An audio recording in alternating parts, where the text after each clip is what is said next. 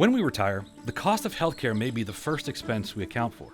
For most people, Medicare Part A, which covers hospitalization, is available at no charge. Medicare Part B, which covers outpatient care, is based on a 2-year look back into a person's gross earnings. But that is just the beginning of understanding the full scope of the potential costs ahead. I'm Tim O'Mara with the Nationwide Retirement Institute, and this is Healthcare, Planning for Costs in Retirement.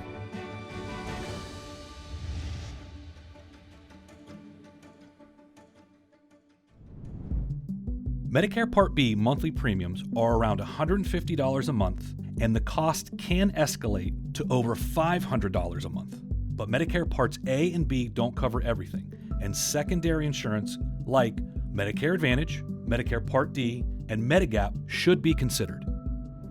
Medicare Advantage costs vary plan by plan and state by state.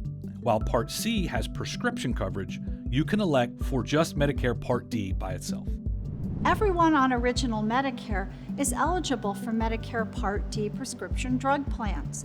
These plans require some careful reading because each is based on a formulary for the prescriptions they cover, which also impacts the cost of the plan. It's important to understand the need to find a Part D plan that covers your medications because any medication not included in that specific formulary is paid for out of pocket. The Part D base beneficiary premium is a little over $33 per month, and that will very likely increase in the coming years. The final thing to consider is supplemental or Medigap insurance, and that covers many costs not covered by Parts A and B. Currently, there are 10 supplemental plans available, with 8 available to new enrollees, and they all vary in both coverage and price. It's also important to remember that Medicare and Medigap plans don't cover long-term care.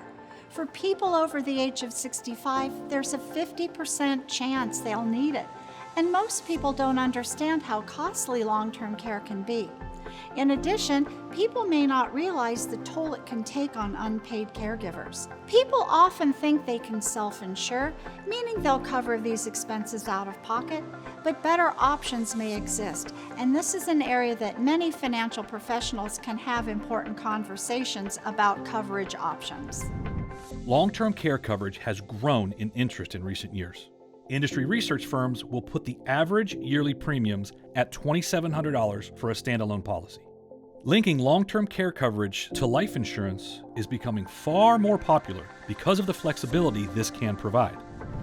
It's easy to see how retirement healthcare costs can add up, and they are only expected to increase in the coming years. Having a plan in place before someone enters retirement may be the best way to guard against these escalating expenses. In Part 4 of this series, we'll look at the evolving choices one has to make with Medicare.